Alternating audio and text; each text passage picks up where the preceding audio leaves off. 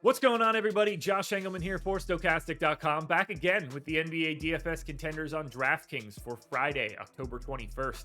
Now be sure to hit that like button, subscribe to the channel, and hit the notification bell so you know when everything goes live.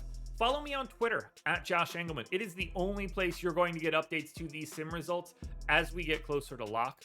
Let me know in the comment section. I want your favorite play, your least favorite play, and I want the guy that you think is essential to a lineup today. The guy that you expect to be necessary to win a GPP. I want to know who that is.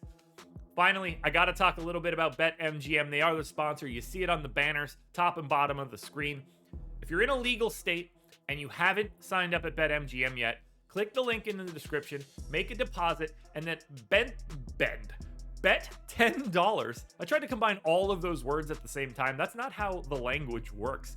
Put $10 down on any NHL money line. Yes, hockey money line. That's the promotion that I got to give to you guys here. $10 on the money line. You don't even really need to care about who wins, although obviously you want to win the bets, so check out OddsShopper and Stokastic for picks if you need them. But what you do need is just a goal. As long as a goal is scored in that game, you're going to get $200 in free bets. It's a no-brainer offer, guys. Please take advantage if you have that ability. Now, we are going to round out the bottom of my top 10 with Tyler Hero, Bam Adebayo, Josh Hart, Jalen Green, and JERAMI Grant on the outside looking in. Who will be my favorites? My top 5 plays for today? It's time to find out. First up at number 5, I'm looking at Kelly Oubre, small forward, power forward, eligible, 5,600, projected for 32.5. You need 38, and he's in the optimal lineup 15% of the time. I gave Oubre 30 minutes. There's a lot of playing time to go around with no LaMelo Ball and no Miles Bridges. He's like a 1.1 fantasy point per minute guy in this spot. I really like it against New Orleans. I don't think the Pelicans defense is going to be exceptional this year. Offensively, they're great, but not the greatest defense. And I think this could be a pretty up-tempo game. Hornets offense looked really good against the Spurs on the opening night. 26% usage here for Kelly Oubre. Plenty of shots to go around. 19 points, 5 boards, not much else. 1 apiece across the rest of the stats. They are the underdogs. That shouldn't be all that surprising. But for the amount of offense that's available to be filled for the Hornets, I think Kelly Oubre's price makes him very appealing. Speaking of prices that look very appealing, number 4, DEVIN, VASSELL, shooting guard, small forward, eligible, 5,100, 31 fantasy point projection, 35-point goal, 17% of the time in the optimal lineup. Did not go well for VASSELL in the opener, but he took the shots. They just didn't go in. I'm going to bet on those shots again here against Indiana. Great start for San Antonio if you're looking to play bad teams, Hornets and Pacers, but these teams are tanking to the bottom, so we'll see how much that matters. I gave VASSELL 32 minutes. He's going to play as much as he can, and when it's competitive, he's going to close all of these games. It's the second best player on the Spurs, probably. 0.97 fantasy points per minute in this spot for VASSELL against the Pacers. This is probably the worst defense in the league with no Miles Turner. Should be able to get to the rim as much as he possibly wants. 20% usage, 16 points, 5 boards, 2.5 assists, and 2 stocks. Best position that you could possibly ask for. Shooting guard, small forward, guard forward utility. Hopefully people get away from him because of the performance in the opener. I want to get even more here. I think VASSELL looks great. This really isn't one that I expected to pop up at number 3, but the pace is going to be exceptional. Point guard eligible Kevin Porter Jr. in at number 3, 7K. I got him projected for 39.5. The goal is only 45. He's in the optimal lineup 17% of the time.